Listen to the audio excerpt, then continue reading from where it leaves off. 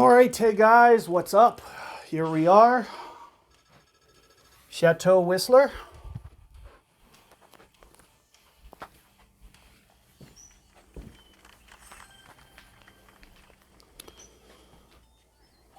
So let's see what wind they give us. Kind of dictates sometimes what I do.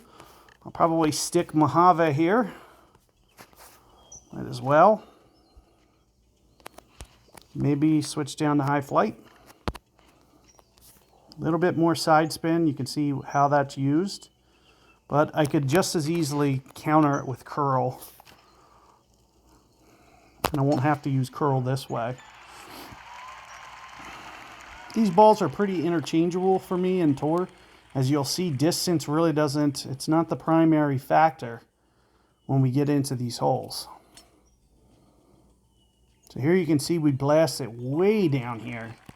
I mean, this is almost wedge range, and this is the reason, one of the reasons to actually have the Zeus is for shots like this. In the event that I get just a couple more yards, we could still get aggressive here.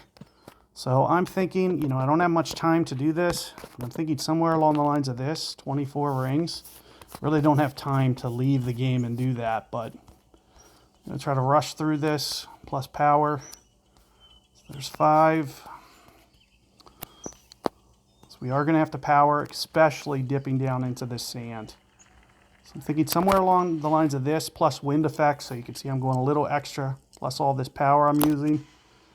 Call it my ultimate, but you might as well at least try to give it a go. I have a feeling it might be a little light. It sure enough is. And it also didn't get to the hole. So even if I had it going online, it was coming up short. Not a lot I could do, but if it would have just been a little bit more of a tailwind, maybe a little bit more, if the wind was a little bit more helpful, we can get that to wedge range and really get aggressive. When we don't have to go full topspin and overplay plus overpower, it's relatively makeable. So that's one of the, the nice things about that front pin. So definitely keep that in mind. Let's see what we got here. I can't remember if this is a live guy, and it looks like this is another perfect wind. So we're getting in the lucky end of things. One of the things that I'll try to do to kind of shorten this up just a touch, as you'll see, as you can see, I can land just a little bit shorter over here. So this is the reason that I'm playing it this way. Because I can land just a little bit shorter, and you can see last time we had this wind, I was a little heavy. So to avoid being heavy this time, you can see the tweak that I'm making. And again, this is going to be almost right on 4 rings. Just a hair less. Ultimate shot. And you can see we get it in there a little bit tighter. Even though we didn't need it because we were just playing, the bot, the quick shot, and everything. But you can see it got it just a little bit closer. And even on that tricky wind, the key is just avoiding that fringe.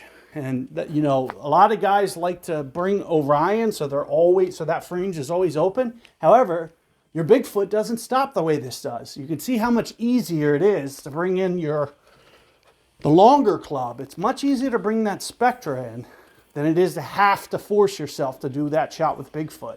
Because you can't stop the Bigfoot. So I beat most of those guys who try to do, maybe the Orion guys, they beat the bots a little bit more.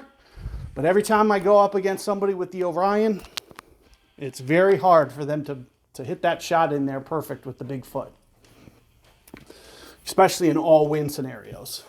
So keep that in mind. Good luck. I'll see you guys on the next.